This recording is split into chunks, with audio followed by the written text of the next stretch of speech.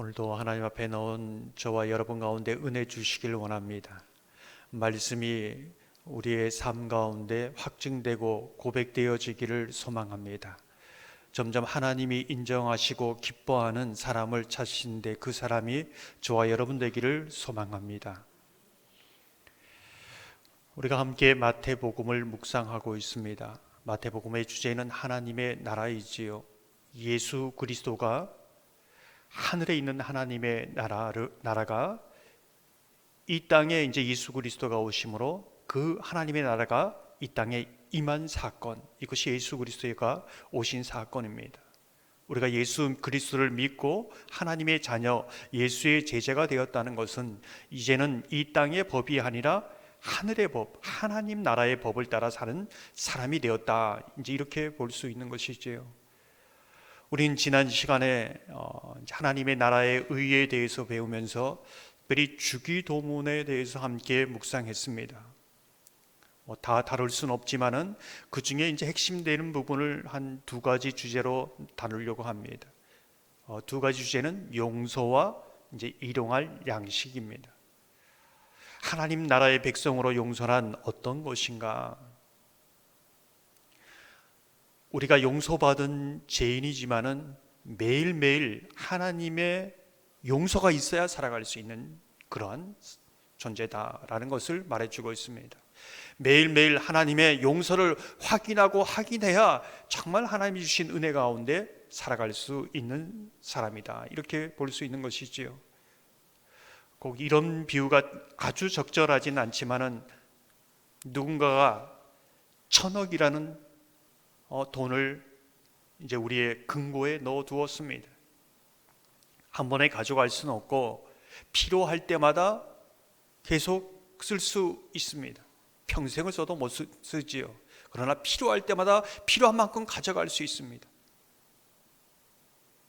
그 필요는 매일매일 생기는 것이지요. 매일매일 가서 갖다 쓸 때 이게 오늘은 이게 정말 있을까라고 하는데 끊임없이 그것을 확인하는 겁니다. 이게 용서가 아닌가? 완전한 이미 용서는 이루어졌지만 끊임없이 매일매일 그 용서를 확인하고 그 용서의 은혜 속에 살아가는 삶이다. 이렇게 볼 수 있는 것이죠. 이것은 사람과의 관계 속에서도 마찬가지입니다. 하나님께서 날마다 용서해 주심으로 우리가 하나님의 자녀로 살아갈 수 있는 것처럼 사람의 관계에서도 끊임없이 용서해 주어야 정말로 살아갈 수 있다. 안 그러면 인간과의 그런 어떤 관계는 파괴될 수밖에 없다. 온전해질 수 없다. 자유할 수 없다. 이제 이것이 하나님의 나라의 법입니다. 제자들처럼 몇 번을 용서해 주어야 합니까? 이렇게 묻지 않습니까? 많은 분들이 그렇게 묻습니다. 예를 들어 하나님께서 99번을 용서해 주셨습니다. 우리를. 얼마나 그것도 감격적인 부분입니까? 그런데 100번째 나는 너를 용서하지 못하겠다. 너가 그렇게 용서해 주어도 너가 변하는 거 없는데 내가 또 용서해 주어야 되느냐? 단 한 번을 용서해 주지 않았는데 그런데 그것은 우리에게 너무 결정타입니다. 이미 모든 것이 끝난 것이지요. 99번의 용서는 아무 의미가 없습니다. 용서가 이런 것이지요. 우리는 용서하면서 하나님의 용서와 감격을 누릴 뿐만 아니라 그 용서를 실천하면서 하나님 나라를 경험하는 삶을 살게 된다. 이제 이것을 마태복음이 말씀해 주고 있습니다. 저와 여러분이 이러한 은혜를 누리시기를 소망합니다.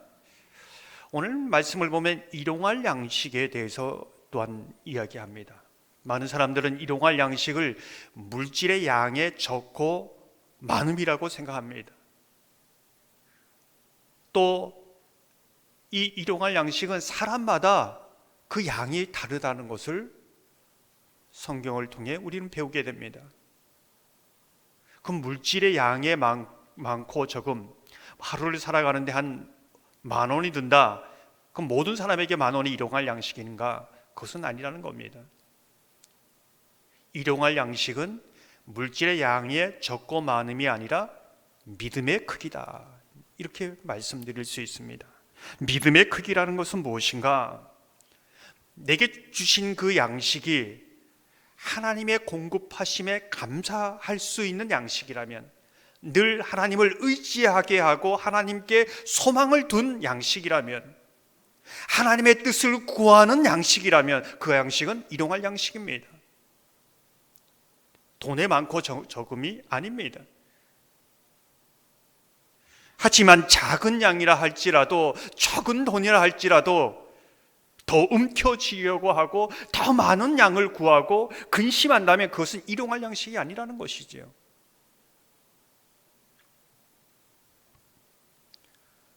정말 우리가 구해야 되는 것은 일용할 양식이다. 저와 여러분 가운데 이러한 일용할 양식이 있기를 주님의 이름으로 축원합니다. 우리가 지난 시간에 보물에 대해서 함께 묵상했습니다. 무엇을 보물로 생각하는가? 땅에 있는 것을 보물로 생각하면 그 사람에게 반드시 따라오는 게 뭐냐면 염려가 따라온다. 많이 염려하는 사람의 대부분 100사람이면 100사람 땅에 있는 것을 보물로, 소망으로 삼고 있기 때문에 염려할 수밖에 없다. 이제 이 부분입니다. 그 염려 뿌리에는 그 부분에 내가 주인, 그 보물의 주인으로 생각하기 때문이다. 그래서 내가 책임져야 하고 내가 돌보아야 하기 때문에 염려한다. 이제 이 부분이죠. 이와 반대로 하늘의 보물을 둔 사람은 염려하지 않는다는 것입니다. 염려하면서도 그 모든 공급하는 주인이, 나를 돌보는 주인이, 내 생명과 모든 미래의 주인이 하나님이시기에 맡깁니다. 맡길 뿐만 아니라 정말 하나님의 나라와 의를 구하는 사람으로 살아갈 수 있다. 이것이 성경의 말씀입니다. 한날의 괴로움, 이렇게 지난번에 이제 나누었는데, 한날의 괴로움은 하루 치고 가야 할 염려의 괴로움이 누구에게인가 다 있다는 겁니다. 그것을 매일매일 맡겨야 한다는 것이지요. 왜 맡겨야 합니까? 맡긴다는 것은 어떤 의미입니까? 하늘의 보물을, 하늘에 있는 것을 보물로 삼고 살아가는 게 맡기는 겁니다. 하나님, 오늘도 이 가치와 이 중심이 바뀌지 않게 하여 주옵소서. 땅의 것을 붙잡으면 하늘의 것을 놓치는데, 땅의 것을 붙잡고 염려하는 인생이 아니라 오늘 이 하루도 위의 것, 하늘의 것을 생각하며 그 나라와 그 의를 구하게 하여 주옵소서. 땅의 것을 붙드는 사람은 하늘의 것을 놓치는 사람입니다.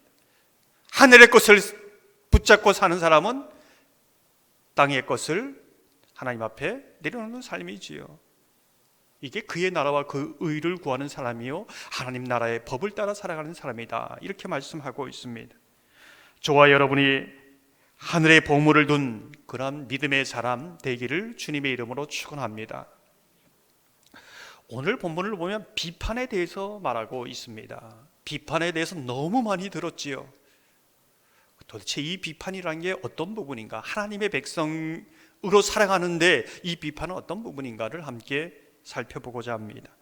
1절 2절 보면 이렇게 말씀합니다. 비판을 받지 아니하려거든 비판하지 말라.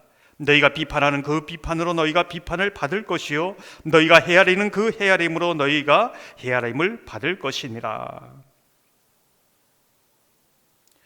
우리가 맥락상 이래 보면은 어떤 사람이 비판하느냐? 땅에 보물을 둔 사람, 땅의 것을 취하려고 더 가지려고 하는 사람이 이제 비판하는 것이요. 그렇게 볼 수 있습니다. 이제 좀 더 이제 다른 부분으로 다루면, 왜 사람들은 비판할까? 왜 비판할까요?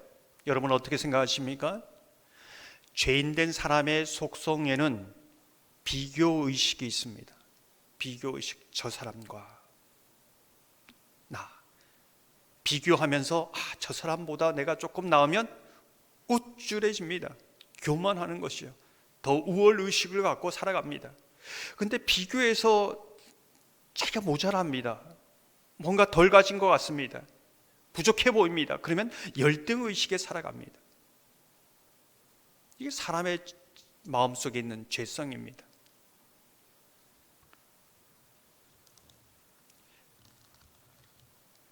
우월의식과 열등의식은 다른 사람에게 시기와 질투를 일으키고 그것은 더 적극적인 부분으로 공격하기 시작합니다. 열등의식을 가진 사람은 더 자기의 그 열등의식을 갖추려고 공격합니다. 우월의식을 가진 사람은 그 교만으로 공격합니다. 비판하는 것이지요. 깎아내립니다. 깎아내릴 때 다른 사람보다 자신이 조금 더 높아지고 낫다고 생각하기 때문에 비판하는 겁니다. 이정윤 박사는 이 비판에 대해서 이렇게 말합니다. 법정에서 재판이나 옳고 그른 것을 분별하지 말라는 것이 아니고 자신이 최후 심판자가 된 것처럼 남을 저주하는 판단은 하지 말라는 것이다. 오늘 이 비판은 그냥 이렇게 비판하는 것이 아니라 최후의 심판자처럼 그렇게 비판한다는 것이죠.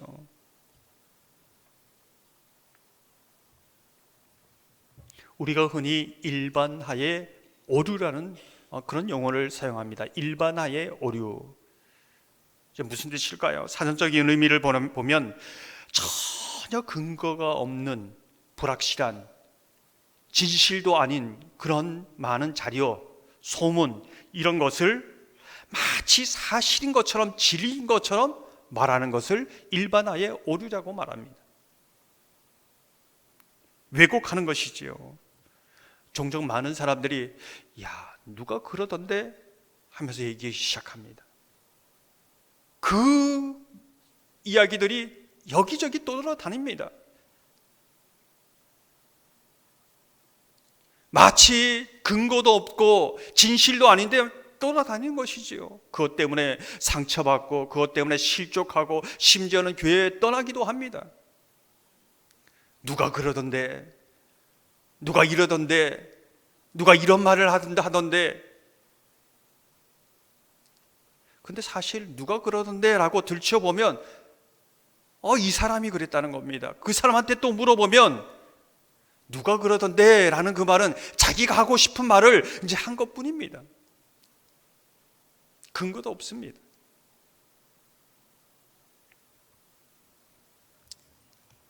이게 비판의 한 방법이지요. 일반화의 오류. 이렇게 비판하고 공격합니다. 누가 그러던데. 3절에서 5절 말씀을 보면 이렇게 말씀합니다. 어찌하여 형제의 눈 속에 있는 티는 보고 내 눈 속에 있는 들보는 깨닫지 못하느냐. 보라, 내 눈 속에 들보가 있는데 어찌하여 형제에게 말하기를 나로 내 눈 속에 있는 티를 빼게 하라 하겠느냐. 외식하는 자여, 먼저 내 눈 속에서 들보를 빼어라. 그 후에야 밝히 보고 형제의 눈 속에서 티를 빼리라. 무슨 뜻일까요? 너무나 많이 들은 부분이지요. 내 눈 속에 있는 들보를 빼어라 이렇게 말하고 있습니다. 무슨 뜻일까요? 내 눈 속에 있는 들보, 아주 좀 유머스러운 거죠. 티는 먼지이지만 들보는 이렇게 석가래 같은 것이 이렇게 눈에 있다는 겁니다. 무슨 뜻일까요? 내 속에 비교의식이라는 들보가 있다는 겁니다. 사람들마다 다 가지고 있습니다. 내 마음에 왜곡된 다른 그 자아가 있다는 겁니다. 내 마음속에 예를 들어서 모난 사각형이 있으면은 누가 어떤 말을 해도 어떤 좋은 이야기를 해도 이 사각형으로 해석합니다. 왜요? 내 속에 들보가 있으니까 그렇습니다. 비교의식이라는 모난 사각형이지요. 저 사람 속에 분명히 티가 있는데 내 속에 들보가 있으니까 또 이 틀로 다른 사람을 봅니다. 다 들보로 보입니다.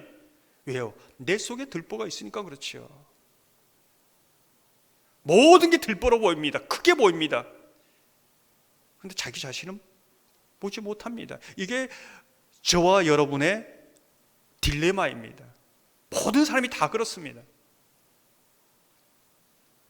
죄인된 인간의 심각한 영적 질병이다, 이렇게 이제 볼 수 있는 것이지요. 6절을 보면 이렇게 말씀합니다. 거룩한 것을 개에게 주지 말며 너희 진주를 돼지 앞에 던지지 말라.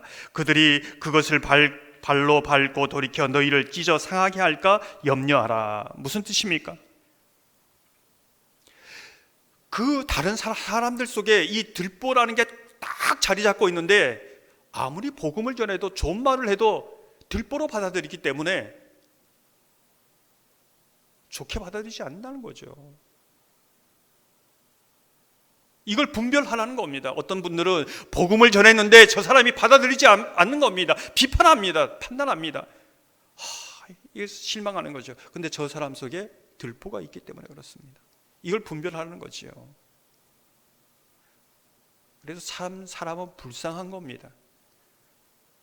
자기 속에 들보도 있는 것도 모르고 이 들보가 모든 그 사람들을 바라볼 때 그렇게 왜곡되게 보이는 거죠. 자기 자신도 그렇습니다. 이게 심각한 죄의 질병이다, 이렇게 볼 수 있는 것이죠. 자기가 보고 싶어서 그렇게 보는 것도 아닙니다. 정말 그러면 이걸 어떻게 해야 되는가? 세상에 아무리 유명한 명의라도 이걸 고칠 수 있습니까? 못 고칩니다. 어떻게 해야 되는가? 7절에서 11절 보면 이렇게 말씀합니다. 구하라 그리하면 너에게 주실 것이요, 찾으라 그리하면 찾아낼 것이요, 문을 두드리라 그리하면 너에게 열릴 것이니, 구하는 이마다 받을 것이요, 찾는 이는 찾아낼 것이요, 두드리는 이에게는 열릴 것이니라. 너희 중에 누가 아들이 떡을 달라 하는데 돌을 주며 생선을 달라 하는데 뱀을 줄 사람이 있겠느냐? 너희가 악한 자라도 좋은 것으로 자식에게 줄 줄 알거든 하물며 하늘에 계신 너희 아버지께서 구하는 자에게 좋은 것으로 주시지 않겠느냐? 이 구절을 흔히 기도할 때 구해야 돼, 열심히 구해야 돼, 그래야 응답받아, 이렇게 이제 이해했습니다. 찾아야 돼, 더 열심히 찾아야 돼, 그래야 응답해. 문을 두드리라, 부르짖으면서 기도해야 응답받을 수 있어, 이렇게 이제 많이 이해를 했지요. 그런데 오늘 맥락을 보면은 내 마음속에 어그러진 이 비교의식, 이 마음, 강팍한 마음, 돌 같은 마음, 누가 고칠 수 있느냐, 이제 이 질문이지요. 근데 이 누가복음에 가면은 좋은 것을, 하늘에 계신 아버지께서 가장 좋은 것을 주시는데 성령을 주신다고 말씀하고 있습니다. 근데 이 돌 같은 마음, 아무리 고칠래도 고칠 수 없는 것을 성령께서 고친다는 겁니다. 예수 그리스도의 복음을 가지고 새 마음을 주시고 우리의 이 마음을 수술해서 걷어내시고 새 마음을 주신다는 것이지요. 고칠 수 있다는 겁니다. 성령만이 고칠 수 있다는 것이지요. 말씀으로 고쳐간다는 겁니다. 구하라, 찾으라, 문을 두드리라 하는 것은 우리가 끊임없이 성령 안에서 이렇게 빚어져 가고 또 성화되어 가고 연단되어 간다는 것이 이 들입니다. 그래서 계속적으로 구하고 찾고 문을 두드리면서 하나님 앞에 빚어져 가는 겁니다. 그래서 저는 이 말씀을 보면서 참 불쌍한 사람이다, 저와 여러분 너무나 불쌍한 사람이다. 그런데 하나님이 이렇게 은혜를 주시고 우리를 고쳐주시니 그래도 살 길이 있고 행복한 사람이다, 이렇게 두 가지를 말씀해 드릴 수 있습니다. 그래서 어떤 사람들이 이제 그렇게 보면, 지금 하나님께서 이렇게 그 성령께서 저 마음을 고쳐가고 있고 수술해 가고 있구나, 이것을 이제 보아야 합니다.